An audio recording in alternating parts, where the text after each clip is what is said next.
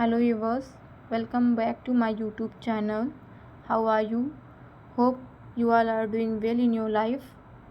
So today we are going to continue with the induction of labor. कल हम लोगों ने डिस्कस किया था कि बाइशॉप स्कोर क्या होता है और आज हम स्टार्ट करेंगे methods of IOL. Okay, so we are going to begin with the methods of IOL कि कौन कौन से मेथड्स हैं इंडक्शन ऑफ लेबर के लिए. सो उसमें फर्स्ट है आपका mechanical method, second one is medical method and third one is surgical method and then last one is the combined method. That means कि मेडिकल, मैकेनिकल, मेडिकल, सर्जिकल, इन तीनों का combined method करके भी हम इंडक्शन ऑफ लेबर कर सकते हैं. So first will see the mechanical method.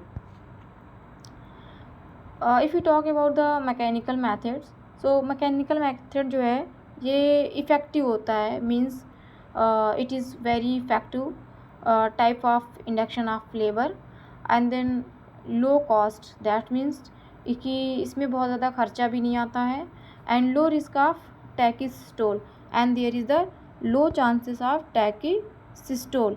So may be आप लोगों को पता होगा कि टैकिसिस्टोल क्या होता है and if you don't know, तो टैकिसिस्टोल का मतलब होता है कि अगर जो है बहुत ज़्यादा यूट्राइन कॉन्ट्रैक्शन होने लगे, there is too many uterine contraction during the pregnancy, so इसको हम बोलते हैं tachysystole. And then next one is the disadvantage. So इसका एक डिसएडवांटेज भी है जो कि है इन्फेक्शन.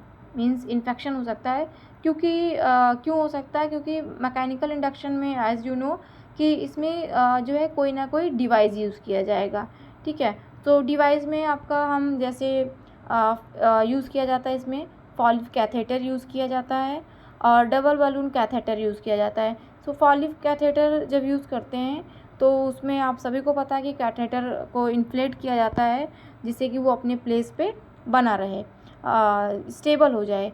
तो इसके लिए जो है सलाइन यूज़ किया जा सकता है या फिर प्रोस्टाग्लैंडिन यूज़ किया जा सकता है. सो एक मेथड तो आपका हो गया मैकेनिकल में फॉलिव कैथेटर और डबल बलून कैथेटर. एंड दूसरा मेथड है आपका लेमिनारिया टेंट. तो लेमिनारिया टेंट ये आप देख सकते हैं इस पिक्चर में, ये जो डिवाइस इसमें दिखाया गया है आप देख सकते हैं कि ये सर्विक्स है और सर्विक्स के थ्रू इसको हम इंसर्ट किए हैं. इस डिवाइस को हम बोलते हैं लेमिनारिया टेंट. तो ये जो लेमिनारिया टेंट है ये भी आपका एक डिवाइस है जो कि मैकेनिकल इंडक्शन के लिए यूज़ करेंगे. सो इसमें क्या एक सीवीड होता है जो कि इंसर्ट किया जाएगा सर्विक्स में और ये रिहाइड्रेटेड होता सॉरी ये जो है डिहाइड्रेटेड होता है और जब इसको हम इंसर्ट करते हैं थ्रू द सर्विक्स और इंसर्ट होने के बाद ये रिहाइड्रेटेड हो जाता है bye absorbing the water from the surrounding tissue in the women body. So means कि जो आपके वुमेंस की बॉडी में जो भी सराउंडिंग टिश्यूज़ होते हैं जब ये उनके कांटेक्ट में आता है तो ये जो है डिहाइड्रेट से रिहाइड्रेट हो जाएगा और जब ये रिहाइड्रेट हो जाएगा तो क्या है ये दैट मीन्स हम कह सकते हैं कि एक तरह से ये अपना साइज़ जो है इंक्रीज़ कर देगा. इसमें जो है शॉक होने के बाद क्या फूल जाएगा, जैसे आप देख सकते हैं picture A and picture B. So picture A में दिखाया गया आपको कि ये इंसर्ट किया गया है जो कि एक पतला सा डिवाइस है और पिक्चर बी में देखिए कि ये सराउंडिंग टिश्यू को जब इसने वहाँ से जो है एब्जॉर्ब कर लिया है वाटर, तो उसके बाद इसका साइज़ क्या है वो इंक्रीज़ हो गया है. और आप सभी को पता है कि अगर नॉर्मल डिलीवरी करवाना है तो सर्विक्स का फुली डायलेट होना ज़रूरी है. तो इस तरह से लेमिनार टेंट जो है यूज़ करके सर्विक्स को ओपन किया जा सकता है, डायलेट किया जा सकता है. Okay, so this method is also useful for the induction of labour. Next come to the another things. So another one is drugs used for the medical induction. So वो तो आपका केमिकल था जिसमें हम कुछ डिवाइस यूज़ करेंगे, sorry mechanical था जिसमें कुछ डिवाइस यूज़ करेंगे and this one is the drug, यहाँ पे हम एक तरह से हम कह सकते हैं कि the pharmacological method of induction of labour. So pharmacological method में आप क्या कर सकते हैं, first one is the prostaglandin, oxytocin and mifepristone. Mifepristone, ये जो भी ड्रग्स हैं आपके, आप सब ने पढ़ा होगा drugs, what are the drugs use in the obstetric and gynaecology. So obstetric में जो भी ड्रग्स यूज होती हैं वो स्पेशली आपका क्या है, जो है ऑक्सीटोसिस होती हैं, एंड ऑक्सीटोसिस के अंदर आपकी 3 ड्रग्स आती हैं, ऑक्सीटोसिन, प्रोस्टाग्लैंडिन एंड इर्गॉट। तो यहाँ पे हम देखते हैं कि प्रोस्टाग्लैंडिन यूज़ करके इंडक्शन ऑफ लेबर किया जा सकता है, oxytocin and mifepristone. So let us see one by one. First one is the prostaglandin. Prostaglandin, it acts locally on the contagious cells and both cause the myometrial contraction. So जो prostaglandin है इसको हम locally जो है contagious sales पे use करेंगे और ये जो है मायोमेट्रियल कॉन्ट्रैक्शन कॉज करेगा। दैट मीन्स कि जो आपका मायोमेट्रियम है उसमें कॉन्ट्रैक्शन होगा, और अगर मायोमेट्रियम में कॉन्ट्रैक्शन हो रहा है इसका मतलब क्या है कि कॉन्ट्रैक्शन के साथ साथ ये सर्विक्स को भी डायलेट करेगा, क्योंकि आप सबको पता है कि ट्रू लेबर पेन जो होता है उसमें अगर कॉन्ट्रैक्शन होता है तो साथ ही साथ सर्वाइकल डायलिटेशन भी होता है। Okay, so then next one is the inter cervical application of dinoprostone. So एक डिनोप्रेस्टॉन है जिसको हम इंट्रा सर्वाइकल मतलब सर्विक्स में इसको हम अप्लाई करेंगे। एक टाइप का जेल होता है जो कि एक तरह से गोल्ड स्टैंडर्ड माना जाता है सर्वाइकल राइपिंग के लिए, सर्विक्स क्या है वो राइप हो जाएगी। And then next point, it may be repeated after 6 hours for 3 to 4 doses if required. और ये हर 6 घंटे पे जो है रिपीट किया जाएगा, 3 से 4 डोज, मतलब जैसा कि रिक्वायर्ड होगा उस तरह से उसी बेसिस पे हम देंगे।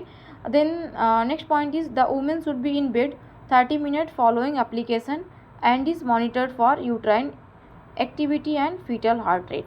So after the application of prostaglandin, female को आधे घंटे के लिए 30 मिनट्स के लिए बेड पे ही रखा जाएगा, जिससे कि उसका जो है यूट्राइन एक्टिविटी मॉनिटर किया जाए और फीटल हार्ट रेट मॉनिटर किया जाए।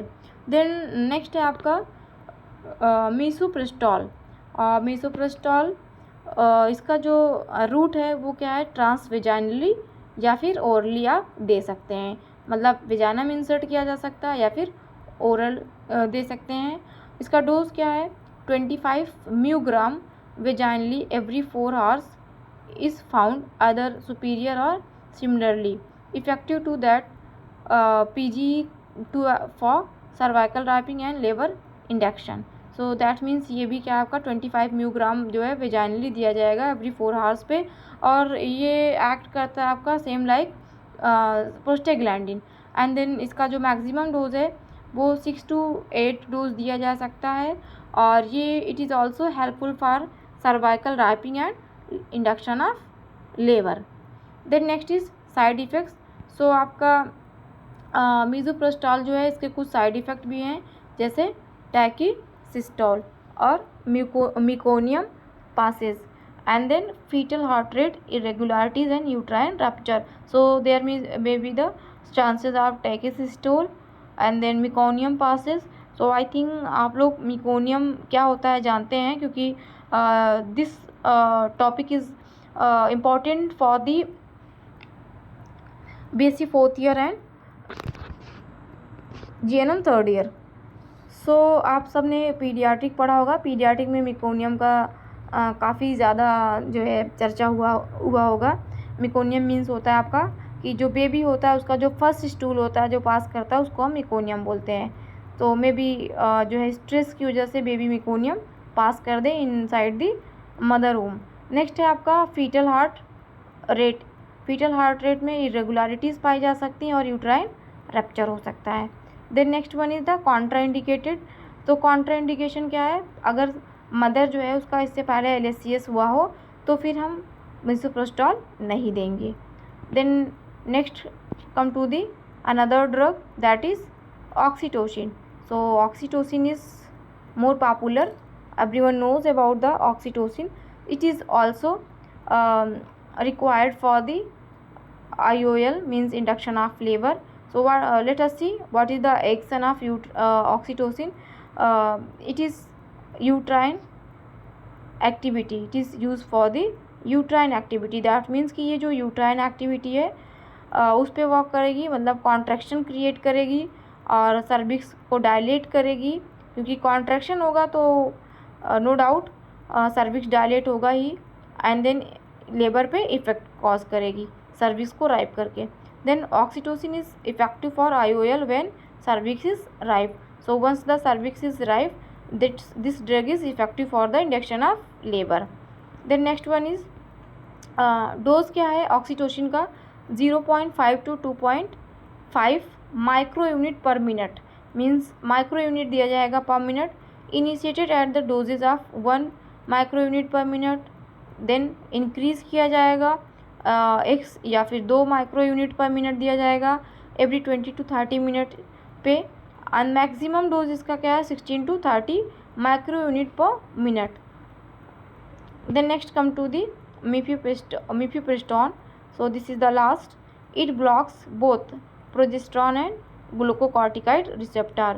ये आपका जो है ये ड्रग प्रोजेस्टेरॉन और ग्लूकोकॉर्टिकॉइड रिसेप्टर को ब्लॉक कर देगा. Then next point is RU486 and 200 या फिर 200 mg. That means RU486 that is also known as mifepristone. That means don't be confuse कि RU486 क्या है या फिर 200 mg. तो ये आपका क्या है मिफेप्रिस्टोन का ही दूसरा नाम है RU486. और ये आपका 200 mg दिया जाएगा vaginally daily daily for 2 days has been bound to ripen the cervix and to induce labour. 2 दिन के लिए दिया जाएगा जिससे कि सर्विक्स जो है वो राइप हो और लेबर इंड्यूस हो. And then onapristone is more selective progesterone receptor antagonist. Onapristone जो है ये काफ़ी मतलब सेलेक्टिव है. So this is all about today's. और इसका जो आगे का है नेक्स्ट वो हम नेक्स्ट डे देखेंगे. और आप लोग कोशिश करिए कि अगर आपको समझ में आया, होप कि आपको समझ में आया होगा. अगर समझ में आया तो प्लीज़ इसको ज़्यादा से ज़्यादा शेयर करिए जिससे कि इसका बेनिफिट अदर स्टूडेंट्स को भी मिल सके. ओके, सो हम कल अपने नए टॉपिक के साथ इसी का कॉन्टिन्यूएशन लेके आते हैं. Thank you everyone, thank you for watching and till then take care and bye bye. Thanks again.